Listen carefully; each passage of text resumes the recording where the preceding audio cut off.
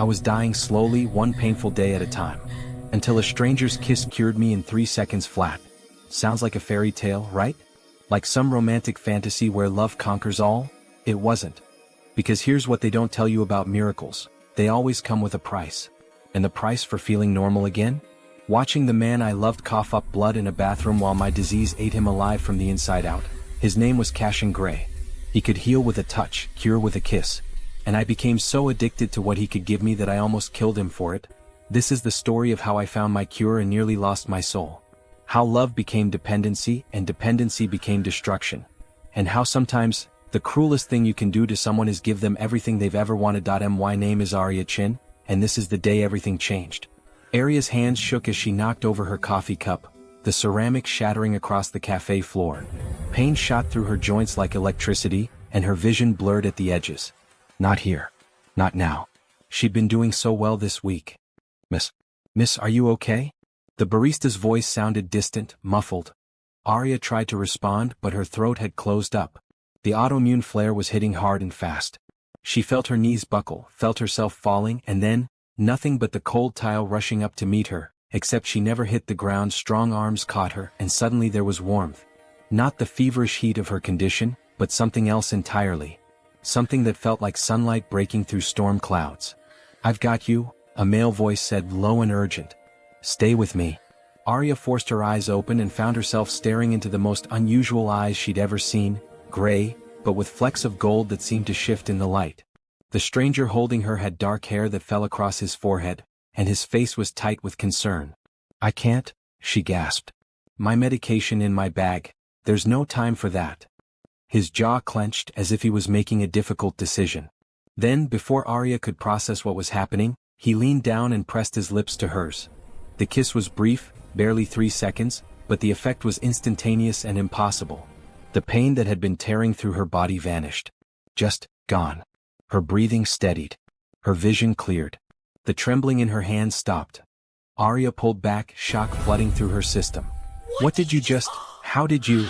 The stranger released her carefully, making sure she was steady on her feet before stepping back. His face had gone pale, and there was a thin sheen of sweat on his forehead. You should sit down. I should sit down? You just kissed me and somehow cured a flare-up that should have sent me to the emergency room. Arya's voice rose, drawing stares from the other customers.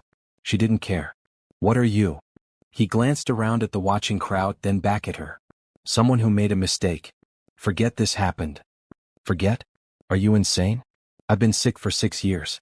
6 years of constant pain, of medications that barely work, of doctors telling me there's no cure. And you just... She gestured helplessly. You fixed it with a kiss? Temporarily, he said quietly. It won't last. You'll be sick again by tomorrow. The words hit her like a slap. Tomorrow? Maybe sooner. I'm sorry. I shouldn't have interfered. He turned to leave. Arya grabbed his arm without thinking. The moment her fingers touched his skin, she felt it again. That strange warmth, that sense of wrongness leaving her body. He must have felt it too because he went very still. Please, she said. I need to understand what just happened. He looked at her hand on his arm, then at her face. Up close, she could see the exhaustion in his eyes, the tension in his shoulders. You need to let go. Not until you explain. For a long moment, they stood frozen in the middle of the cafe, her hand on his arm, his eyes searching her face. Finally he sighed. There's a park 2 blocks north. Meet me there in an hour if you want answers. But I'm warning you now, you won't like what you hear. Before Arya could respond, he pulled away and walked out, leaving her standing among broken ceramic and spilled coffee, feeling better than she had in years and more confused than she'd ever been in her life. Arya sat on a park bench exactly 60 minutes later, her heart racing. She'd gone home, changed her coffee-stained shirt, and tried to convince herself this was all some kind of stress-induced hallucination. Except she felt amazing. No pain. No fatigue. No brain fog. For the first time in 6 years, her body felt like it belonged to her again. You came. She jumped. The stranger had appeared beside the bench without her noticing. In the outdoor light, she could see him more clearly, probably late 20s, tall, with an angular face and those impossible eyes. He wore dark jeans and a gray jacket, hands shoved in his pockets. Of course I came, Arya said. You performed a medical miracle. I have questions. He sat down, leaving careful space between them. My name is Cassian Gray. Arya Chin. She studied him. So are you going to tell me you're some kind of faith healer? A medical experiment gone right? Or should I be thinking more along the lines of supernatural? A ghost of a smile crossed his face. You're handling this better than most people would. I've spent 6 years being told my body is attacking itself for no reason. I've learned to accept impossible things. She leaned forward. What are you, Cassian? He was quiet for a moment, watching a jogger pass by. I can transfer illness. Take it from someone else into myself temporarily. When I kissed you, I took your autoimmune condition into my body for a few hours. Arya's breath caught. You took my disease? You're sick right now? It's fading already. My body processes illness faster than normal, burns through it. By tonight, I'll be fine. He finally looked at her. But you won't be. The disease is still yours. I just gave you a break from it. The implications crashed over her. How long? How long until I'm sick again? Hard to say. 12 hours, maybe 24.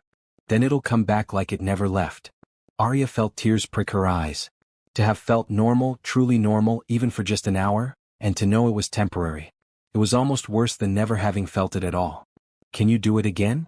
The question came out before she could stop it. Cassian's expression shuddered. No.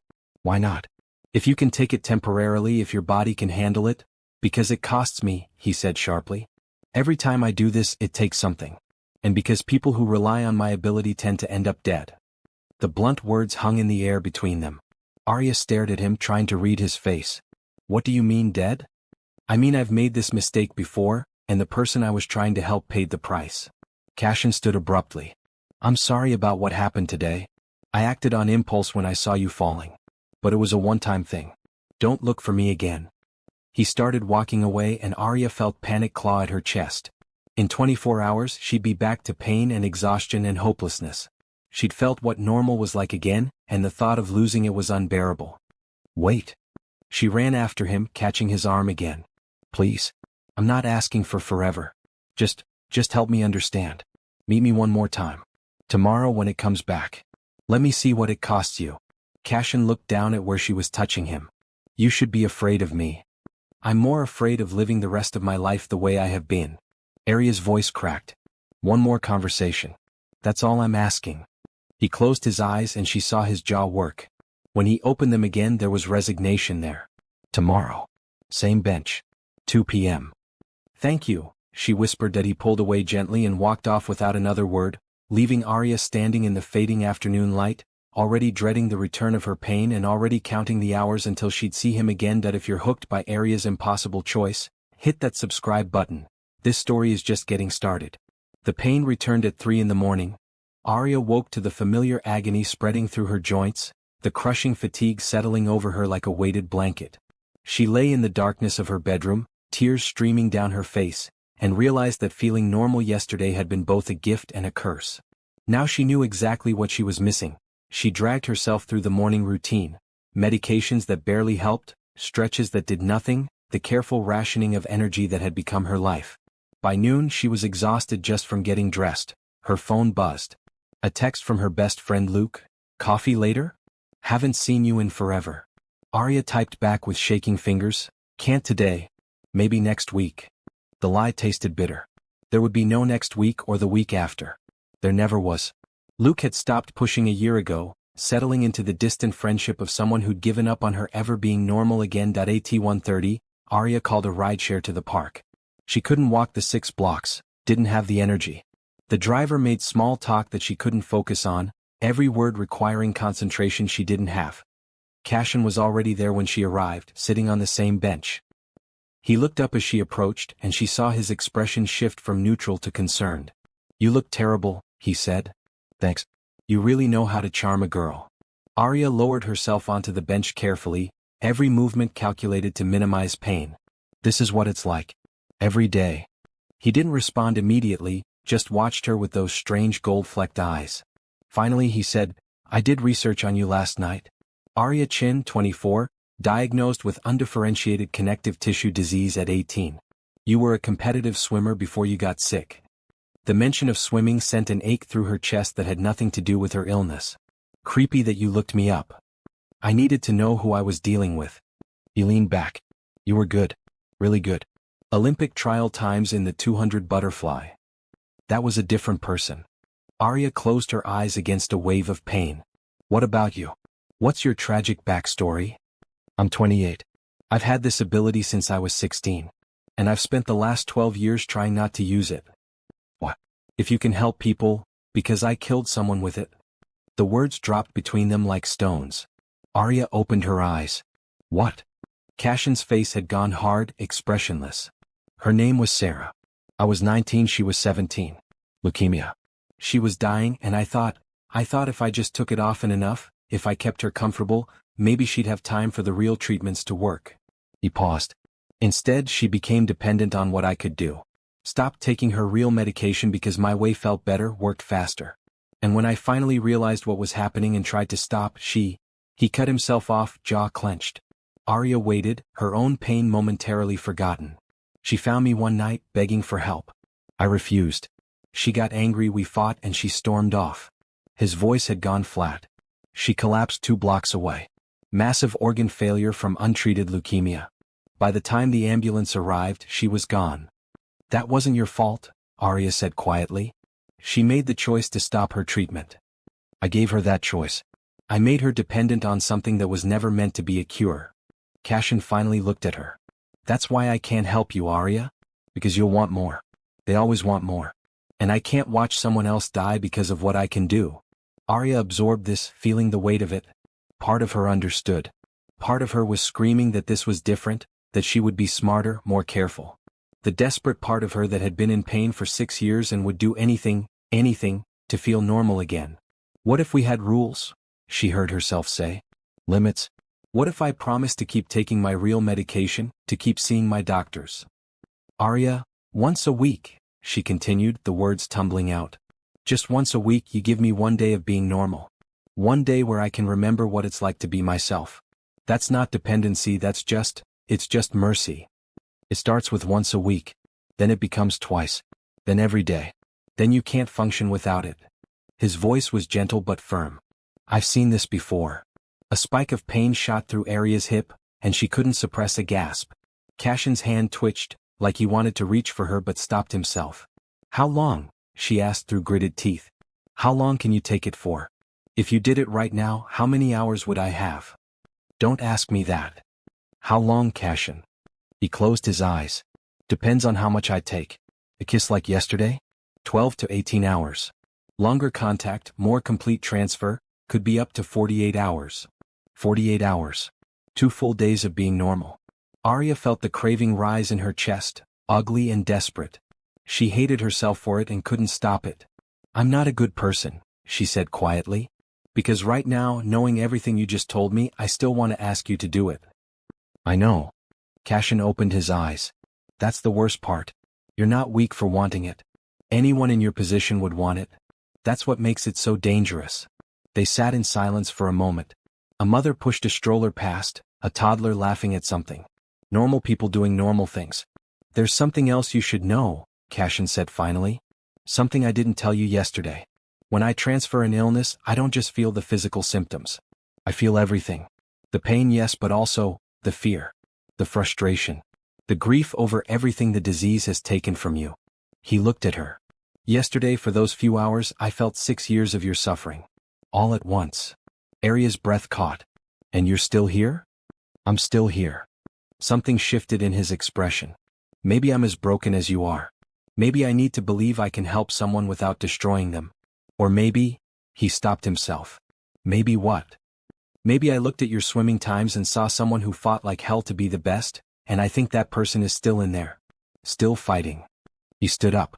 I'll make you a deal. One more time. 1 week from today, same place.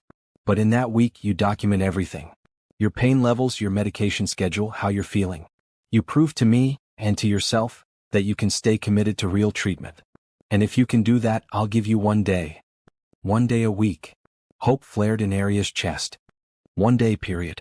To see if you can handle it without wanting more. If you can, maybe we revisit this. If you can't, we walk away and never do this again.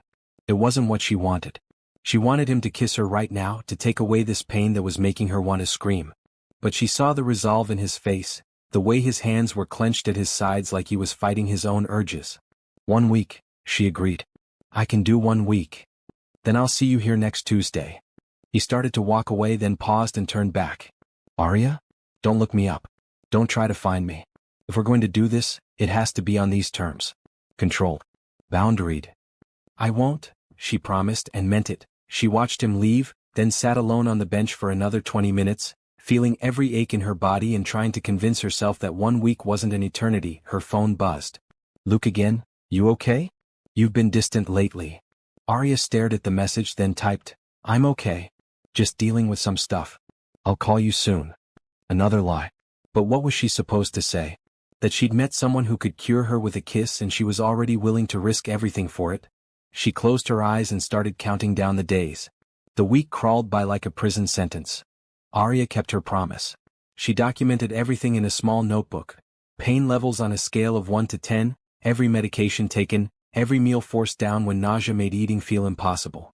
She went to her scheduled appointment with Dr. Maya Patel, endured the blood draws and the sympathetic looks and the gentle suggestion that maybe she should consider therapy for the depression that came with chronic illness.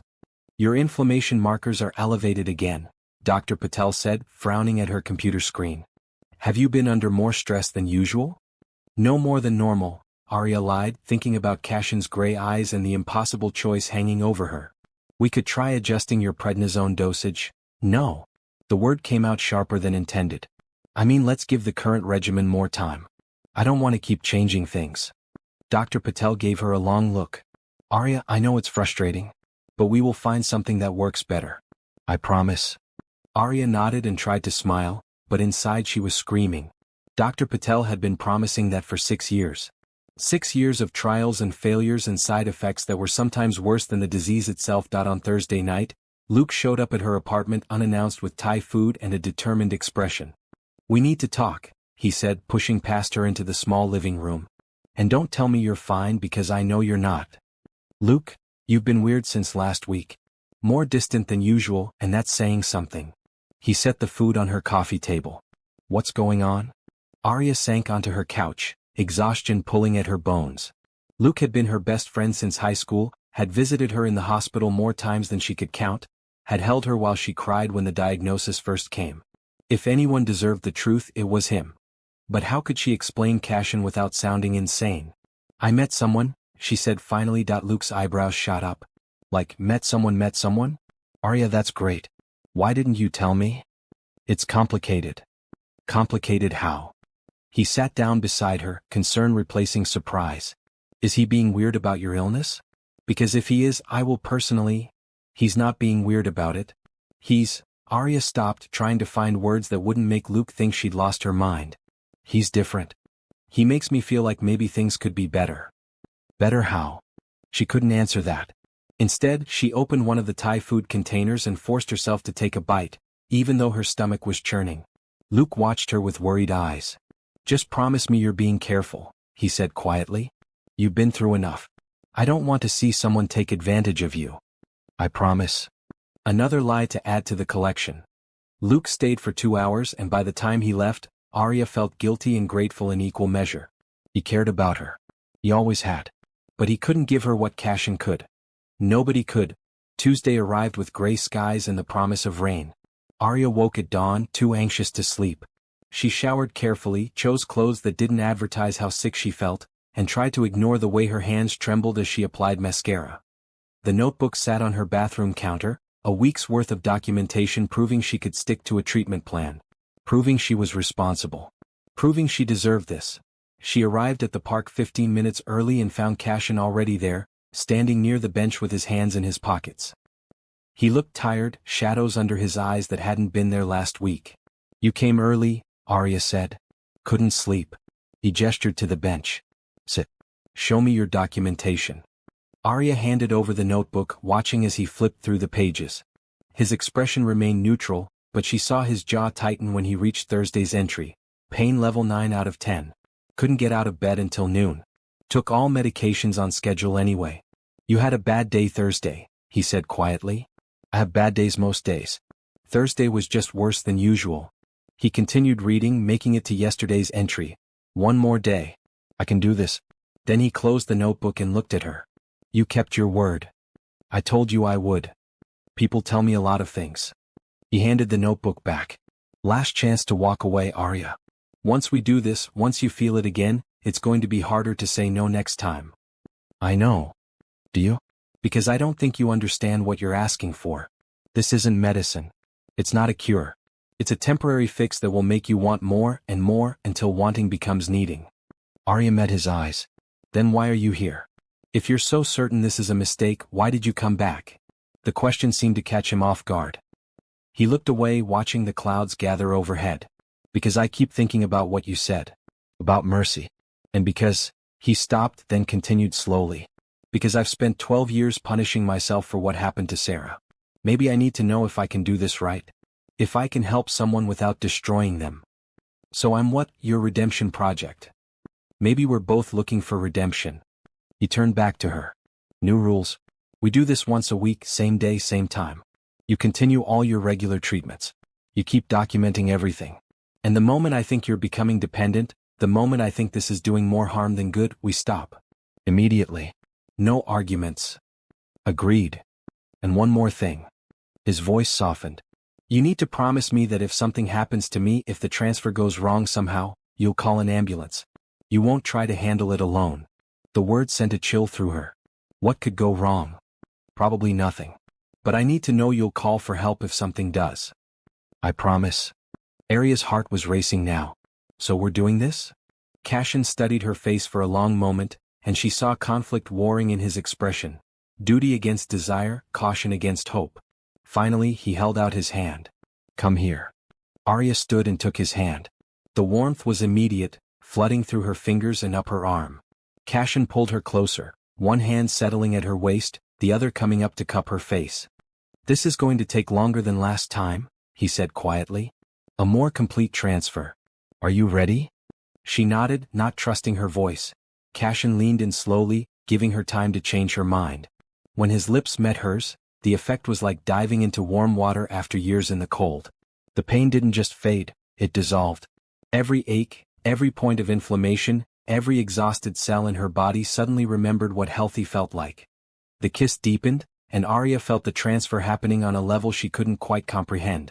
It was like Cassian was drawing poison from a wound, taking all the wrongness in her body into his own. She felt him shudder against her, felt his grip on her waist tighten. When he finally pulled back, his face was sheet white and there was a tremor in his hands. Cassian? Arya grabbed his arm as he swayed. Are you okay? I'm fine. It's always intense at first. He sat down heavily on the bench, breathing hard. Give me a minute. Arya sat beside him, alarmed by how sick he looked. Maybe we shouldn't have. It's already done. I'll be okay in a few hours. He gave her a weak smile. How do you feel? The question made her want to cry. She felt amazing. Better than amazing. Her body felt like it belonged to her again, strong and capable and pain-free. She could breathe deeply without her ribs aching. She could move her fingers without stiffness.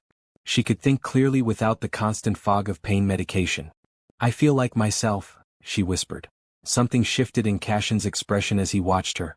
That's what Sarah used to say. The name hung between them, a reminder and a warning. Arya reached for his hand carefully. I'm not Sarah. And you're not 19 anymore.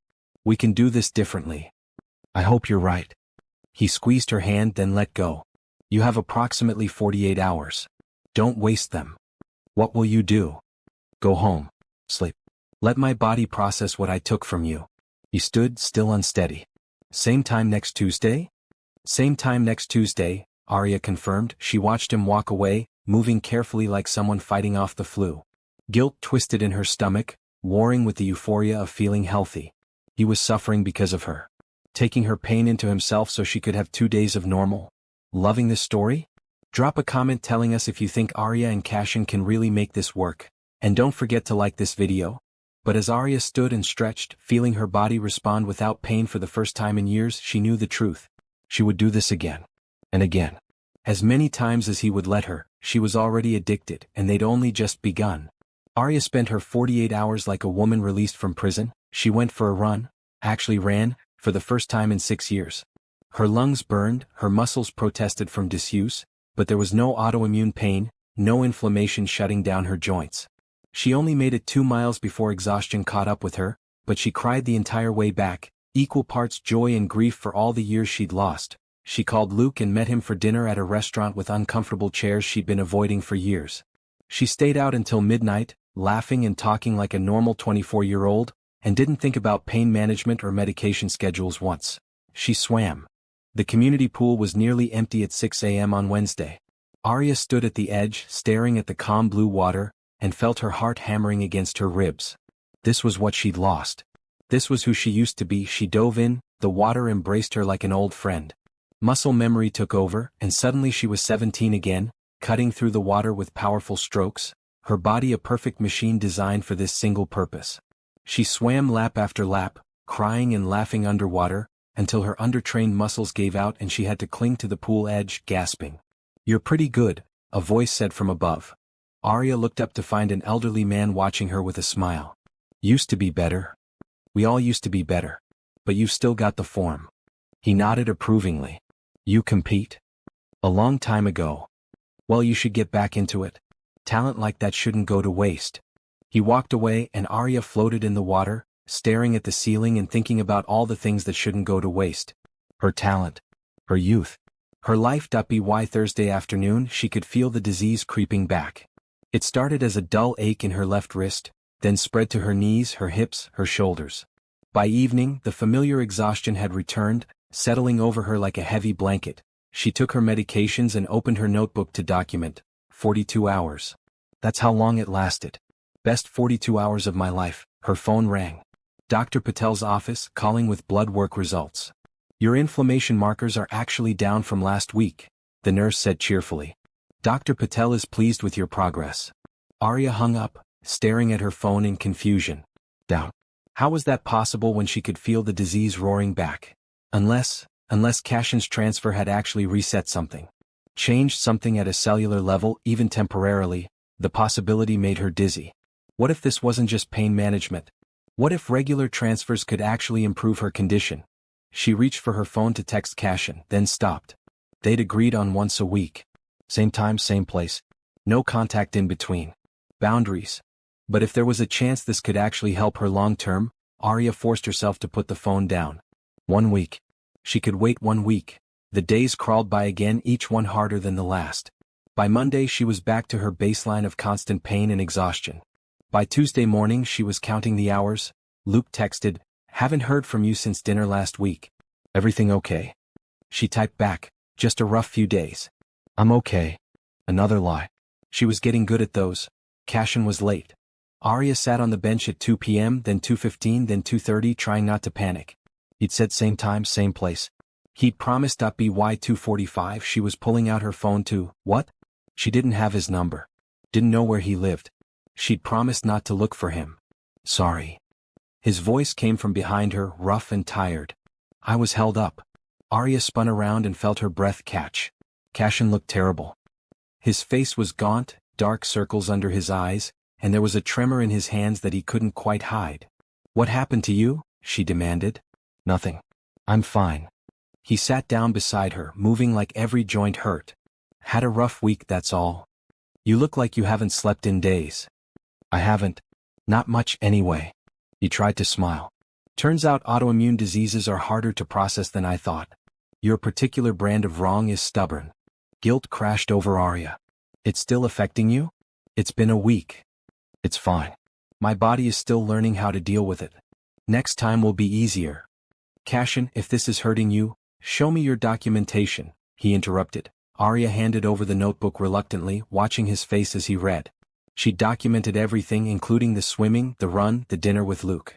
Including the call from Dr. Patel about improved inflammation markers. Cassian's expression darkened as he read. "You went swimming." "I used to swim competitively. I wanted to see if I still could." "And running?" "Arya, you pushed yourself too hard. You could have injured." "I didn't have pain," she said defensively. "For 42 hours I didn't have pain. Do you know what that means to me? Do you understand what you gave me?" He closed the notebook carefully. "I understand that you're making the same mistake Sarah made. Using the pain-free time to do things your body isn't conditioned for anymore." "My body was fine. I felt amazing." "Your body hasn't trained in 6 years. The disease might have been gone, but the muscle atrophy, the cardiovascular deconditioning, that's all still there. You can't just jump back into elite athlete mode because you had one good weekend. Arya felt anger spike through her exhaustion. So what am I supposed to do with my pain-free time? Sit quietly and be grateful? Not actually live. I'm saying be smart about it. Rebuild gradually. Don't burn through your good hours doing things that will leave you worse off when the disease comes back. Easy for you to say. You don't know what it's like to. I know exactly what it's like. His voice was quiet but intense. I spent 3 days last week feeling everything you feel every single day. The pain, yes, but also the rage. The grief. The desperate need to prove you're still the person you used to be. He looked at her. So don't tell me I don't understand. The fight went out of Arya. She slumped back against the bench. I'm sorry. You're right. I pushed too hard. They sat in silence for a moment. Finally, Cassian spoke again, his voice gentler. Tell me about the swimming. What was it like? Arya felt tears prick her eyes. It was like coming home. Like remembering who I was before everything went wrong. I wasn't sick Arya or chronic illness Arya. I was just me. The me I'm supposed to be. You're still you, he said quietly. The disease doesn't change that. Doesn't it? I can't do any of the things that made me who I was. I can't swim competitively. Can't train. Can't even work most days. What's left of me that isn't the disease? Cassian turned to face her fully. You fought through a week of hell to keep your promise to me. You documented everything even when you were exhausted. You still see your doctors, take your medications, try every treatment. That's who you are. Someone who doesn't give up. Something in his words, or maybe the way he was looking at her, made Arya's breath catch. This wasn't just about healing anymore. There was something else building between them, something that felt like connection, like understanding. The inflammation markers, she said, changing the subject because the moment felt too intense. They were down. Dr. Patel's office called. What if the transfers are actually helping long-term? Cassian's expression became guarded. Or what if it's just normal fluctuation? Your condition waxes and wanes, right? But what if it's not? What if regular transfers could actually improve? Don't. The word came out sharp. Don't start thinking of this as medicine. It's not a cure. It's a temporary relief, nothing more. How do you know? Have you ever tried sustained transfers with someone? Regular sessions over months. No, because that's called dependency, and it's exactly what I'm trying to avoid. He stood up abruptly. We should do the transfer and I should go. I'm not feeling well enough for this conversation. Arya stood too, reaching for his arm. The moment she touched him, she felt it. He was burning up, his skin fever-hot under her fingers. Cassian, you have a fever. It's fine. It's part of the process. It's not fine. You need to see a doctor. What am I supposed to tell them? That I absorbed someone's autoimmune disease and my body is fighting it off. He pulled away from her touch. I know my limits. Do you? Because you look like you're about to collapse. For a moment, something vulnerable crossed his face. Maybe I am. Maybe I underestimated what taking your specific condition would cost me. But I made you a promise and I'm going to keep it. Not if it's going to hurt you. It's already hurting me. Has been all week. Doing the transfer now won't make it worse. He reached for her hand. Come here. Arya hesitated, guilt and need warring inside her. She wanted this, God, she wanted this so badly. But not at the cost of watching him suffer. What if we waited, she said. Another week until you're fully recovered? Then you go another week in pain that I could prevent right now. That doesn't seem like a better option. He tugged her hand gently. Arya, let me do this. She let him pull her close, his hand settling at her waist with familiar warmth. When he kissed her this time, she tasted desperation beneath the healing. His need to prove he could do this right mixing with her need to feel whole again. The transfer felt different this time. Slower, more deliberate. She felt him drawing the disease from her body inch by inch, and she felt the exact moment when it hit him. The shudder that ran through his frame, the way his grip tightened almost painfully. When he pulled back, he staggered. Arya caught him, holding him upright as he gasped for breath. I'm calling an ambulance, she said firmly. No. His voice was barely a whisper. Just, give me a minute.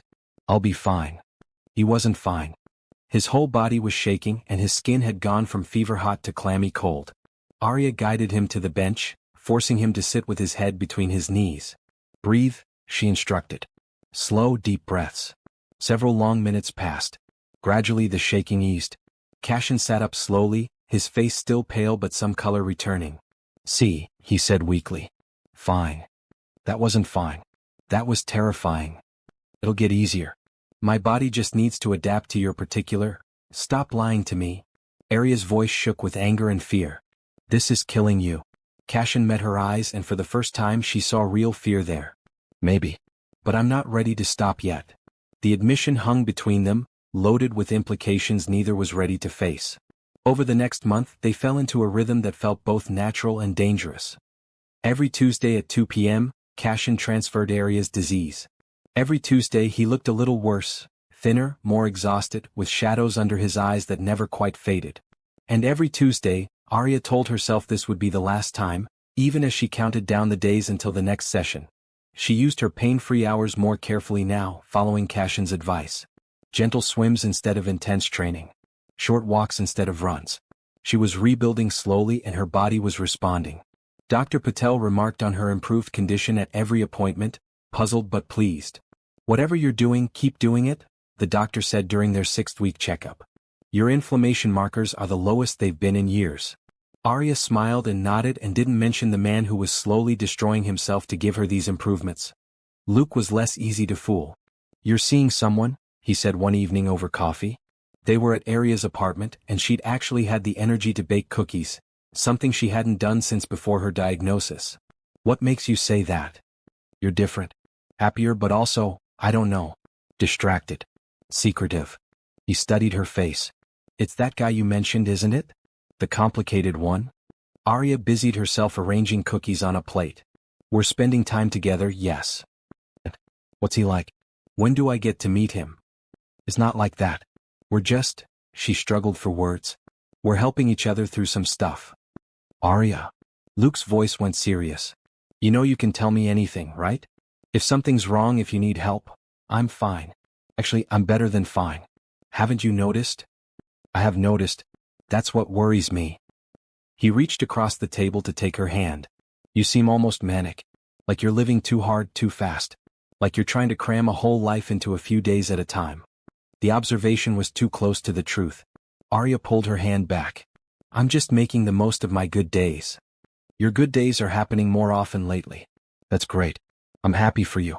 But I'm also worried that you're attached to this guy because of some connection between him and feeling better. That's not healthy. You don't understand. Then help me understand. But how could she? How could she explain that Cassian wasn't just someone she was seeing? He was her lifeline, her hope, the only person who could give her back pieces of herself she'd thought were lost forever. That every Tuesday he took her suffering into his own body, and every Tuesday she fell a little more in love with him for it. Love. The word had been circling in her mind for weeks now, terrifying and undeniable. I can't, she said quietly. Not yet. Just trust me, okay?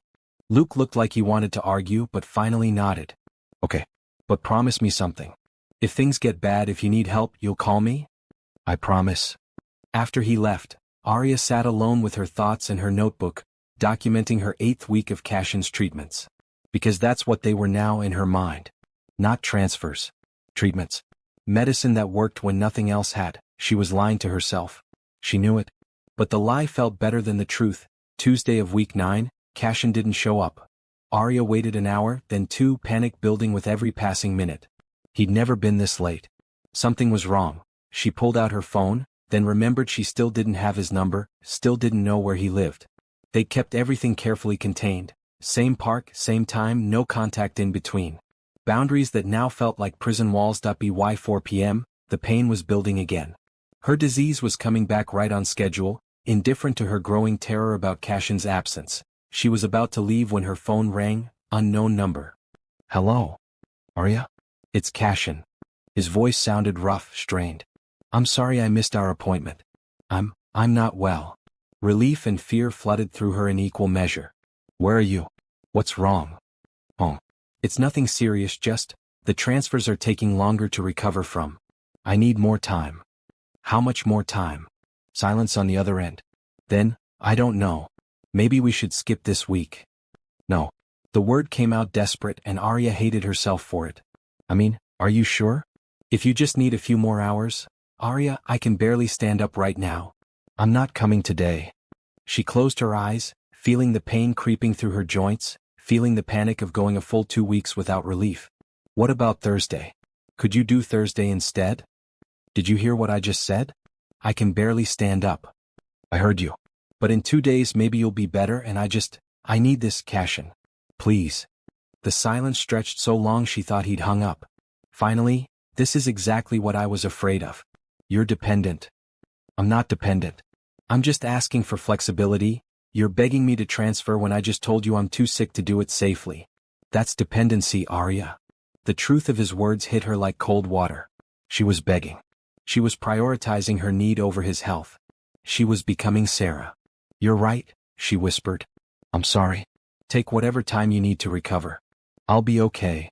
Will you? He didn't sound convinced. I managed for 6 years before you. I can manage now. Another long silence. Then, I'm going to send you something. An address. Don't go there unless it's an emergency, understand? Only if you absolutely need to find me. Cassian, promise me. Only emergencies. I promise. The call ended. A moment later, a text arrived with an address across town. Arya stared at it, memorizing the numbers even as she told herself she wouldn't use them. She lasted 4 days. By Saturday, Arya was in the worst flare-up she'd experienced since starting the transfers. Her body had become accustomed to regular relief, and now that it was gone, the disease seemed to be hitting back twice as hard. She couldn't get out of bed. Couldn't eat. Could barely think through the pain. At midnight, she called a rideshare to Cassian's address. The apartment building was old but well-maintained in a quiet neighborhood. Arya climbed the stairs to the 3rd floor slowly, clutching the railing, and knocked on apartment 3C. No answer. She knocked again harder. Cassian? It's Arya. I know you said only emergencies, but I need help. Still nothing. Fear spiked through her. What if something had happened to him? What if he'd collapsed and been lying here alone for days? She tried the doorknob. Locked. Cassian. She pounded on the door now, past caring about disturbing neighbors. Please, if you're in there. The door opened. Cassian stood in the doorway and Arya's breath caught. He looked worse than she'd ever seen him, gaunt and pale, with a tremor in his hands that made them shake visibly. But his eyes were clear and they were angry. I told you only emergencies. This is an emergency. I can't function like this anymore. You functioned fine for 6 years. That was before I knew it could be different. The words came out as almost a shout. Before I knew what normal felt like. I can't go back to living like that, Cassian. I can't. He stared at her for a long moment, and she saw something break in his expression. Come inside. But we need to talk. The apartment was sparse. Minimal furniture, bare walls, like a place where someone was camping rather than living. Cassian gestured to the couch, and Arya sat, watching as he lowered himself into a chair across from her with obvious effort. You need to stop the transfers, he said without preamble. What? No. We just need to adjust the schedule, maybe make it every 2 weeks instead of weekly. It's killing me, Arya. The blunt words stopped her cold. Every transfer takes more out of me than the last. My body isn't adapting, it's breaking down. I spent 3 days this week coughing up blood. Horror washed over her. Why didn't you tell me? He stared at her for a long moment, and she saw something break in his expression. Come inside. But we need to talk. The apartment was sparse. Minimal furniture, bare walls, like a place where someone was camping rather than living. Cassian gestured to the couch, and Arya sat, watching as he lowered himself into a chair across from her with obvious effort. You need to stop the transfers, he said without preamble. What? No. We just need to adjust the schedule, maybe make it every 2 weeks instead of weekly. It's killing me, Arya. The blunt words stopped her cold. Every transfer takes more out of me than the last. My body isn't adapting, it's breaking down. I spent 3 days this week coughing up blood. Horror washed over her. Why didn't you tell me? Because I knew you'd react exactly like this. With guilt instead of reason. He leaned forward. Listen to me. The transfers aren't just unsustainable, they're dangerous. For both of us. You're becoming dependent and I'm becoming too sick to help you safely. We have to stop. But my inflammation markers are improving. Dr. Patel says I'm doing better than I have in years. What if a few more months of transfers could actually put me in remission? Or what if they kill me and leave you worse off than you started? His voice was gentle but firm. This isn't medicine, Arya. It's not regulated, not tested, not safe. We've been playing with fire and we're both getting burned. Tears streamed down Arya's face. I don't know how to go back. I don't know how to live with the pain now that I know I don't have to. Cassian moved from his chair to sit beside her on the couch, and despite everything, the warmth of his presence still brought comfort. You've always been strong enough to live with it. The disease doesn't define you. Doesn't it? What's left of me without it? Who am I if I'm not fighting to be normal? You're someone who survived 6 years of hell before you met me. Someone who documented everything perfectly for 9 weeks even when you were in agony. Someone who kept every promise, maintained every boundary until tonight. He took her hand carefully. You're someone I've been falling in love with, and I can't keep watching you sacrifice yourself for temporary relief. The confession hung in the air between them. Arya's breath caught. You love me? Of course I love you. How could I not? But loving you means stopping this before it destroys us both. I love you too, she whispered. Which is why I can't watch you hurt yourself for me anymore. You're right. We have to stop. Saying the words felt like tearing out part of her soul, but she meant them. She couldn't keep doing this to him. Couldn't keep prioritizing her comfort over his life. Cassian pulled her close and she buried her face in his shoulder, crying for what they were giving up and what they'd never really had in the first place. I'm scared, she admitted. Of the pain. Of losing myself to the disease again. Of losing you. You're not losing me. We just have to find a different way to be together. One that doesn't involve me dying so you can be comfortable. He pulled back to look at her face. And you're not losing yourself. The person you are right now, in pain and scared, that's you too. Not a lesser version. Just you.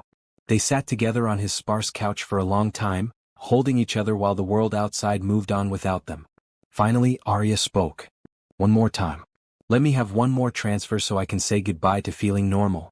Then we stop for good. Cassian was quiet for so long she thought he'd refuse. Then, okay. One more time. But not tonight. In 2 weeks when I've recovered enough to do it safely. And then we figure out how to move forward without this. Without this, but not without each other? Never without each other. He kissed her forehead. You're stuck with me now, disease and all. Arya closed her eyes and let herself believe it.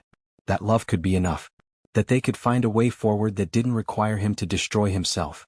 That she was strong enough to live with the pain if it meant keeping him safe. 2 weeks later, they met at the park one final time. Cassian transferred her disease with a kiss that felt like both greeting and goodbye.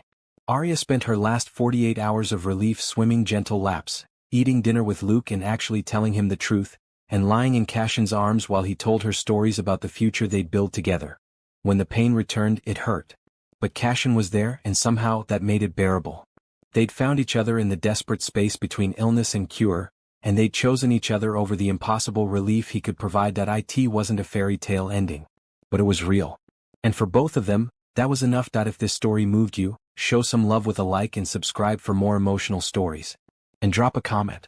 Do you think they made the right choice? We'd love to hear your thoughts.